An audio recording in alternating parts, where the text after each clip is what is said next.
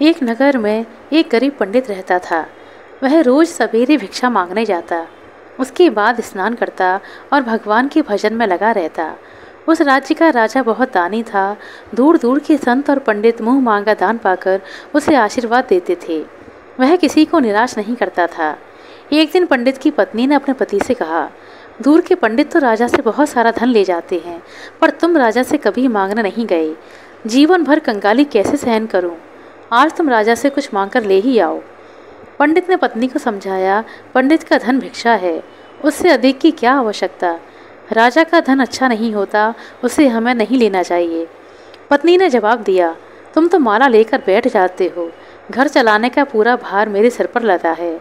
इन बच्चों को क्या पहनाऊं, कैसे पढ़ाऊं? क्या उनके जीवन की चिंता नहीं करनी चाहिए? आज तुम्हें राजा के पास जाकर धन मांगना ही पड़ेगा। पत्नी ने हट पकड़ ली थी। आखिर बेवश होकर पंडित को राजा के पास जाना पड़ा। राजा ने उसे आश्वासन दिया और कहा, मैं आपकी क्या सेवा करूं? पंडित ने कहा, राजन, यदि आप मेरी इच्छा के अनुकूल दान देना स्वीकार करें तो मैं कहूँ। राजा ने विनम्र स्वर में कहा, मैं सहमत हूँ। मेरा सौभाग्य कि मैं आपकी सेवा कर पाऊँ। पंडित ने कहा, राजन, आप अपनी पसीने की कमाई में से 4 पैसे मुझे दान दें, मुझे और कुछ नहीं चाहिए। राजा ने विचार किया और सोचा, खजाने में तो बहुत सारा धन है, पर उसकी पसीने की कमाई का कुछ भी नहीं। उसने पंडित से विनती की, पंडित जी, आप मुझे 1 दिन की अनुमति दें, मैं कल आपको दान दे सकूंगा। पंडित अपने घर लौट गया। पति को खाली हाथ देखकर पत्नी ने पूछा, क्या हुआ, महाराज ने कुछ नहीं दिया? पंडित ने कहा, कल देने को कहा है। इधर पंडित के जाने पर राजा ने फटे पुराने कपड़े पहने और मजदूर का वेश बनाया। रानी के पूछने पर राजा ने उसे सब समझाया, जिसे सुनकर रानी एक पुरानी साड़ी पहनकर साथ हो ली। इस तरह राजा और रानी दोनों मजदूरी करने के इरादे से निकल गए। वे लोहारों की दुकानों के पास पहुंचे। राजा ने कहा, मजदूर चाहिए, मजदूर।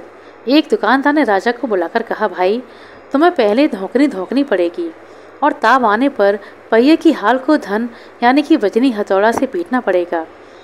फिर रानी को खड़ी देखकर कहा, तुम्हें कुएं से पानी लाकर हौद भरना पड़ेगा और कोयले वाले घर से कोयला लाकर भट्टी में डालना होगा। तुम दोनों को दिन भर में 2-2 आने मिलेंगे। काम पसंद हो तो बताओ। राजा रानी लोहार की दुकान में मेहनत से काम करने लगे।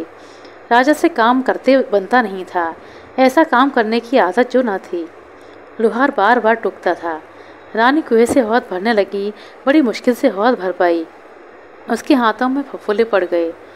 लोहार के कहने पर उसने कोयला भट्टी में डाला। ताव आने पर लोहार ने हाल को पहिए पर जमाया और राजा से कहा, इस बार बारी बारी से हथौड़ा पटको, हाथ इधर उधर ना हो। राजा की चोट ठीक जगह नहीं पड़ती थी। इसे देखकर लोहार ने नाराज होकर लोहार से बोली, तुमने आज कहाँ से ना समझ मजदूर लगाए हैं, इनसे काम नहीं होगा। इन्हें हटाकर दूसरे मजदूर लेकर आओ। लोहार और लोहारिन की डांट सहते हुए भी राजा रानी काम करते रहे। दोनों थक गए थे, काम भी बहुत मेहनत वाला था। दोनों पसीने से भीगने लगे। आखिर लोहार ने उन्हें रोककर कहा, यह काम बड़ी मेहनत का है, तुम दोनों की बस का नहीं है। तुमने 2 घंटे काम किया है, उसकी मजदूरी लेकर अपने घर चले जाओ।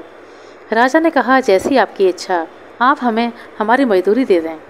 लोहार ने उन्हें 2-2 पैसे दिए, जिन्हें लेकर भी घर आए। आज उनको पता चला कि पसीने की कमाई कैसी होती है और उसके लिए कितनी मेहनत करनी पड़ती है।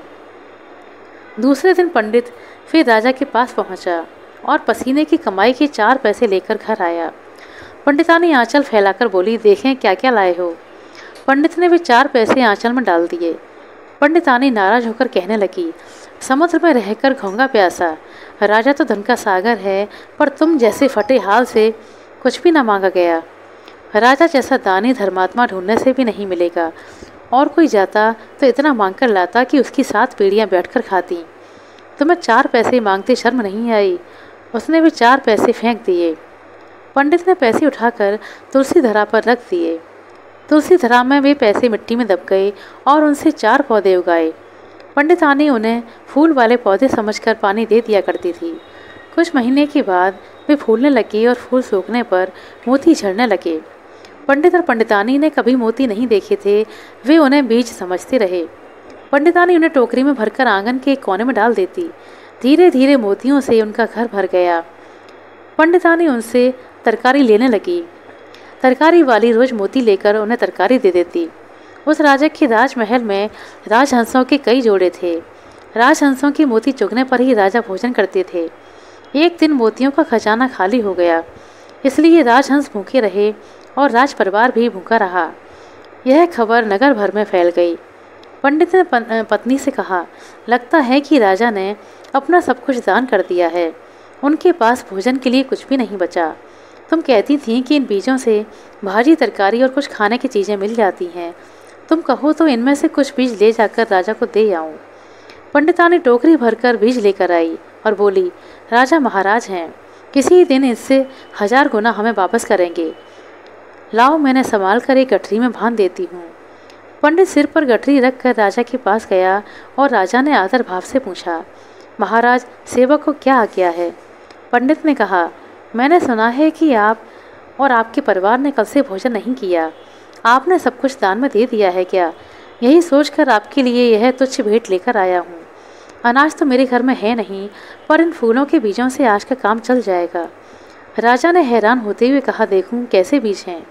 गठरी खोली गई तो राजा एकदम से बोल उठे, अरे ये तो मोती हैं। लेकिन गरीब पंडित के पास मोती कहाँ से आए? कहीं नकली तो नहीं? ऐसा सोचकर मुट्ठी भर मोती राजहंसों के सामने फेंक दिए। राजहंसों ने सारे मोती चुग लिए। राजा ने पूछा, महाराज, तुम्हारे पास इतनी मोती कहाँ से आए? पंडित ने कहा, घर चलकर देख लीजिए। राजा अपने कुछ खास आदमियों को लेकर पंडित के घर पहुंचा। पौधों की जड़ें टटोलने पर उन्हें वही पैसे मिले जो उन्होंने पंडित को पसीने की कमाई के द्वारा दिए थे। आशा करते हैं दोस्तों आपको हमारे द्वारा सुनाई गई छोटी सी कहानी अच्छी लगी होगी। कहानी अच्छी लगी हो तो कृपया लाइक कर दें, शेयर कर दें। चैनल पर नए हैं तो सब्सक्राइब कर लें। अपना कीमती समय देने के लिए बहुत बहुत धन्यवाद। मिलते हैं अगले वीडियो में, तब तक के लिए नमस्कार।